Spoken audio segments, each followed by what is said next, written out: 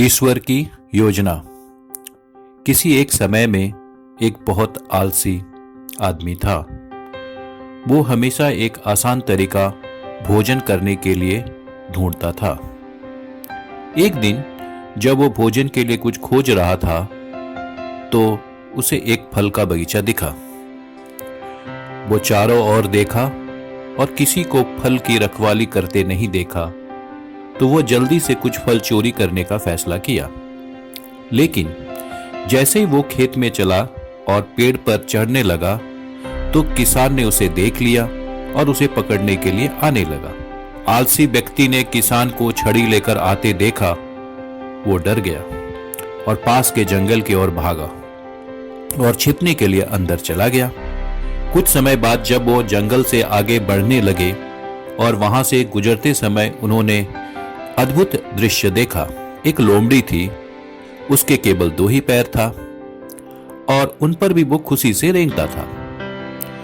आलसी आदमी सोचा, कैसे इस लोमड़ी ऐसी हालत में जीवित रह सकता है? लोमड़ी नहीं चल सकता, वो खुद को खिलाने या अन्य किसी जानवर के खतरे से जीवित रहने के लिए कैसे सक्षम हो सकता है? अचानक उसने शेर को अपने मुंह में पहले से ही मांस के टुकड़े के साथ लोमड़ी की ओर आते देखा। सभी जानवर भाग गए और आलसी आदमी खुद को बचाने के लिए एक पेड़ पर चढ़ गया, लेकिन लोमड़ी वहां ही रही। उसके पास 2 पैरों पर दौड़ने की क्षमता नहीं थी। लेकिन आगे क्या हुआ, आलसी आदमी हैरान। एक मांस का टुकड़ा उसके जो शेर के मुंह में था वो लोमड़ी के लिए छोड़ दिया। आलसी आदमी ईश्वर का खेल को देखकर खुश महसूस किया। उसने सोचा कि जो परमेश्वर सभी का निर्माता है, उसके पास हमेशा एक योजना रहती है कि उसने क्या बनाया है और उसका ख्याल कैसे रखना है। उसने महसूस किया कि ईश्वर ने उसके लिए कुछ योजना जरूर बनाई होगी। ऐसा सोचकर वह उस जगह छोड़ दिया और कहीं दूर अकेले बैठ गया और कोई उसे खिलाए इसके लिए इंतजार करने लगा। जैसे जैसे समय गुजरना शुरू हुआ, वह सड़क पर देखता रहा, अपने भोजन का इंतजार करता रहा। वह 2 दिनों तक इंतजार किया पर किसी ने भी भोजन लेकर नहीं आया। अंत में वह भूख सहन नहीं कर सका और जगह छोड़ दिया। रास्ते में उनकी मुलाकात एक बूढ़े ऋषि से हुई।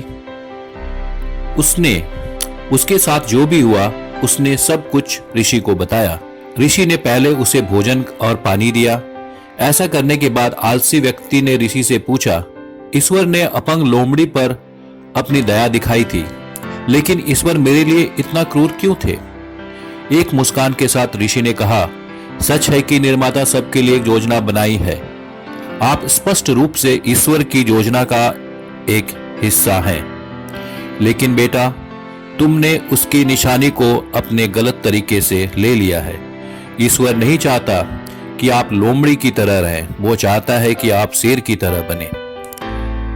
अक्सर हम संकेतों को गलत समझते हैं। ईश्वर ने सभी को अपने हिस्से का काम करने की ताकत और क्षमता दी है। हम चीजों को हमेशा सकारात्मक तरीके से देखने की जरूरत है।